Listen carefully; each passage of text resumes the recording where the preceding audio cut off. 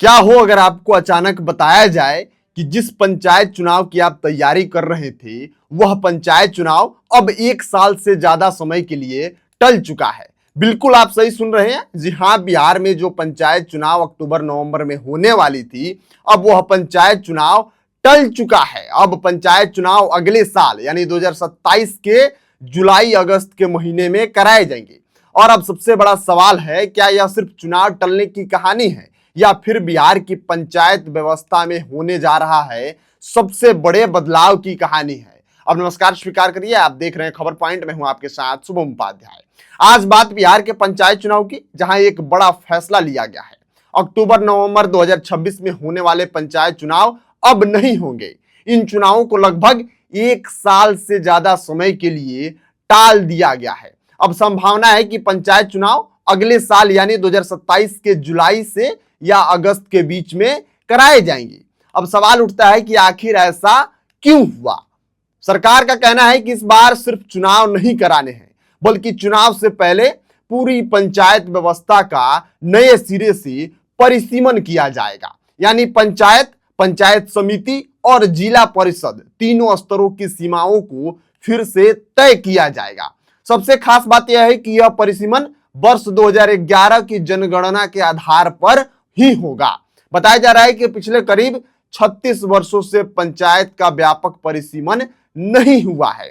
इस दौरान कई पंचायतों की आबादी काफी बढ़ गई है, कई नई बस्तियां बन गई हैं, तो कहीं प्रतिनिधित्व का संतुलन बिगड़ गया है। ऐसे में सरकार का तर्क है कि अब समय आ गया है कि आबादी के हिसाब से पंचायतों की सीमाएं दोबारा तय की जाए, ताकि हर क्षेत्रों को सम्मान और न्याय संगत प्रतिनिधित्व मिल सके। लेकिन केवल परिसीमन ही वजह नहीं है, इसके साथ एक और महत्वपूर्ण प्रक्रिया भी जुड़ गई है। पिछड़े वर्गों के आरक्षण और उनकी भागीदारी को लेकर एक डेडिकेटेड कमीशन बनाया जाएगा। यह आयोग करीब 2 से 3 महीनों में अपनी रिपोर्ट सरकार को देगा। रिपोर्ट आने के बाद ही आगे की चुनावी प्रक्रिया शुरू होगी। यानी पहले परिसीमन होगा, फिर आयोग अपनी रिपोर्ट देगा, उसके बाद आरक्षण की स्थिति तय होगी और तब जाकर चुनाव की घोषणा की जाएगी। यही वजह है कि पूरा चुनावी कार्यक्रम लगभग 1 साल के लिए आगे खिसक गया है। लेकिन सबसे बड़ा सवाल है कि क्या इन सबको देखते हुए इस दौरान पंचायतों का कामकाज कौन संभालेगा। मतलब अगर मुखिया का टेन्योर 5 साल खत्म हो गया है, तो अगर 1 साल के लिए डेट एक्सटेंड होता है, तो फिर इन बीच में पंचायत का जो कार्यभाग है, पंचायत का कामकाज है, वो आखिर कौन संभालेगा। इसका भी जवाब दे देते हैं। सरकार का कहना है कि विकास के कार्य नहीं रुकेंगे। मौजूदा पंचायत प्रतिनिधि ही अगले 9 से 10 महीने तक अपने दायित्व निभाते रहेंगे। यानी मुखिया, सरपंच, पंचायत समिति सदस्य और जिला परिषद के प्रतिनिधि फिलहाल अपने पदों पर बने रहेंगे, ताकि गांव में चल रही योजनाएं और विकास के कार्य प्रभावित बिल्कुल नहीं हो। वैसे यह पहली बार नहीं है जब बिहार में पंचायत चुनाव टले हैं। इससे पहले वर्ष 2021 में कोरोना महामारी के कारण भी चुनाव निर्धारित समय पर नहीं हो सके थे। उस समय पंचायतों के कामकाज को जारी रखने के लिए विशेष व्यवस्था की गई थी। इस बार भी सरकार उसी मॉडल पर आगे बढ़ने की तैयारी में दिख रही है।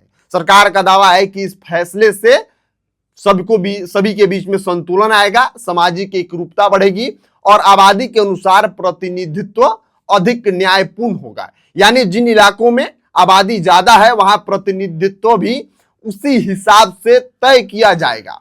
हालांकि दूसरी ओर यह भी सच है कि चुनाव टलने से कई नई पंचायत सरकार बनाने में करीब 1 साल की देरी होगी। ऐसे में विपक्ष निश्चित तौर पर सरकार पर इस फैसले पर सवाल उठा सकता है कि क्या यह केवल तकनीकी प्रक्रिया है, इसके पीछे कोई राजनीतिक रणनीति भी है। आने वाले दिनों में इस मुद्दे पर सियासत तेज होने की संभावनाएं भी हैं। इस पूरे मामले पर पंचायती राज्य मंत्री दीपक प्रकाश का कहना है कि सरकार की इच्छा थी कि तय समय पर चुनाव कराने की, लेकिन परिसीमन समेत अन्य तकनीकी प्रक्रियाओं के कारण ऐसा संभव बिल्कुल नहीं हो पाया है। उनका कहना है कि इन सभी प्रक्रिया के पूरे होने के बाद ही चुनाव कराए जाएंगे। फिलहाल तस्वीर साफ है, बिहार में इस साल पंचायत चुनाव नहीं होंगे।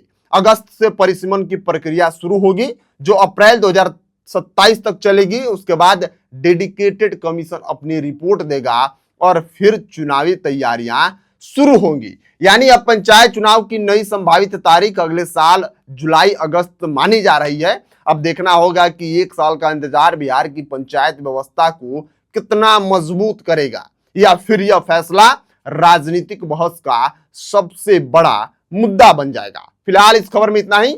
अगर आपको यह जानकारी महत्वपूर्ण लगी हो तो इससे ज्यादा और लोगों तक पहुंचाइए जो पंचायत चुनाव लड़ने की तैयारी कर रहे थे। फिलहाल इस खबर में इतना ही। मिलते हैं अगले वीडियो में, तब तक के लिए आप बने रहिए खबर पॉइंट के साथ। मैं शुभम उपाध्याय, बहुत बहुत धन्यवाद आपका।